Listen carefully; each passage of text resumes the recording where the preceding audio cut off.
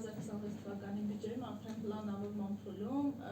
կրթաթոշակների մասով փոփոխություններ կան ու այդ 5000 դրամների մասով եւս փոփոխություններ են նախատեսվում, հետո եթե ավելի հետաքրքիր մանրամասն տեսնել այդ փոփոխությունները, դրական փոփոխություններ, ավելի շատ շեշտադրվում է հենց կոնկրետ պահանջարկ ունեցող մասնագիտությունները, որտեղ արդեն կրթաթոշակները շատ ավելի բարձր են սահմանվում, 60000, 70000 հիմա էլ է կա, զուտ ինֆորմացիա է, իմ հարցը եւ Տիկին Սպիրյանի եւ մյուսներին հենց դրա մասին է, որ այո, ամեն դեպքում կա այսպես ստրատեգիական ոլորտներ, որտեղ այսօր էլ ընդդեմ ոչ միայն բարձրագույն, նույնիսկ միջին մասնագիտական 50000 դրամ կրթաթոշակ ստացողներ կան,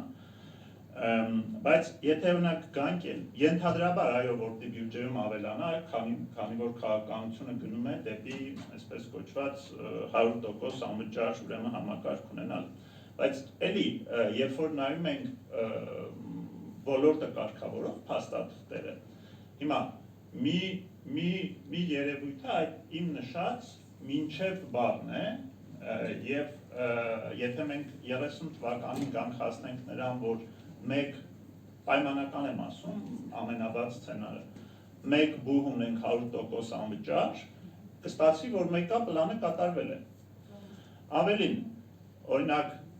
նույն 2030-ում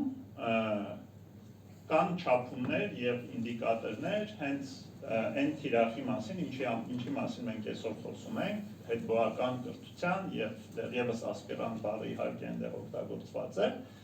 եւ օրինակ նշված է, որ